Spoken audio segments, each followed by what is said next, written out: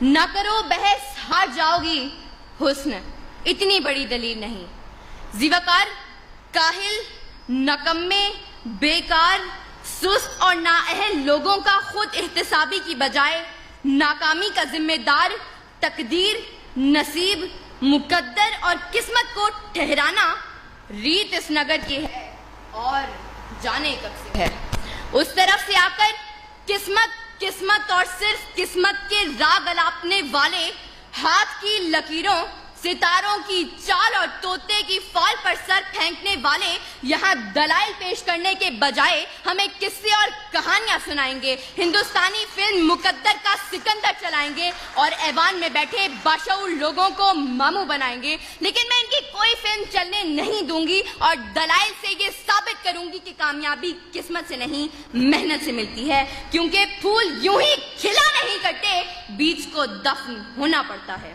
صدر علی وقار، کامیابی اجتماعی ہو یا انفرادی، دنیاوی ہو یا اخروی، اس کا تعلق صرف اور صرف محنت سے ہے۔ انسان چاند پر قدم رکھنے میں کامیاب ہوا تو وجہ قسمت نہیں محنت تھی۔ انسان انسانی جسم کے اعضاء کی پیوندکاری کرنے میں کامیاب ہوا تو وجہ قسمت نہیں محنت تھی۔ انسان لاکھوں من لوہے کو ہواؤں میں اڑانے میں کامیاب ہوا تو وجہ قسمت نہیں محنت تھی۔ اور 14 اگست 1947 کو جب یہ پاکستان دنیا کے نقشے پر ابھرا تو اس کامیابی کی وجہ کوئی قسمت، مقدر یا تقدیر نہیں بلکہ تحریک پاکستان میں شامل لوگوں کی محنت اور صرف محنت تھی۔ ابس ہے شکوائے تقدیر یزداں تو خود تقدیر یزداں کیوں نہیں ہے۔ صدر علی وقار، اس طرف سے آ کر ایڑیاں اٹھا کر اچھل کود کرنے والے ان قسمت کے ماروں کو بتاتی چلوں کہ تلاش رزق میں نکلنے کے بجائے کسی منوسلوا کے اترنے کے انتظار میں بیٹھنے والے آج کامیاب نہیں بلکہ ناکام ہیں۔ پیاس بجھانے کے لیے کنویں تک چل کر جانے کے بجائے مقدر سے کنویں کو کھینچ کر پاس لانے والے آج کامیاب نہیں بلکہ ناکام ہیں۔ ظالم کے آگے سر اٹھانے کے بجائے ظلم کا نشانہ بنے ہاتھ پہ ہاتھ دھرے منتظر فردہ رہنے والے مظلوم آج کامیاب نہیں بلکہ ناکام ہیں۔ پلٹنے، جھپٹنے اور جھپٹ کر پلٹتے ہوئے لہو کو گرمانے کے بجائے قسمت کے مارے کرگس بن کر بیٹھنے والے آج کامیاب نہیں بلکہ ناکام ہیں۔ سر اٹھے تو صحیح ظلم کے سامنے، تبھی ظالم کا وقت حساب آئے گا اور تبھی غریبوں کے دربار میں ہاتھ جوڑے ہوئے ہر نواب آئے گا، انقلاب آئے گا۔ صدر علی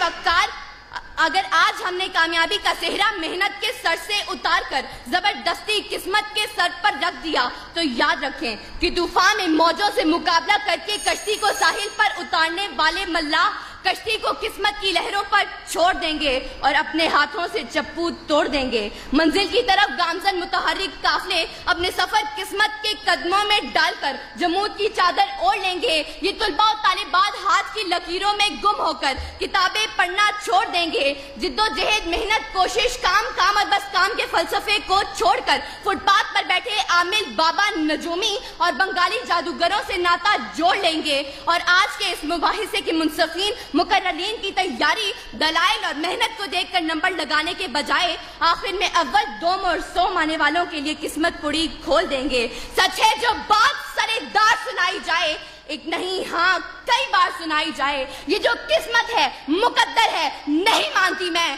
وہ کمائی ہے جو محنت سے کمائی جائے۔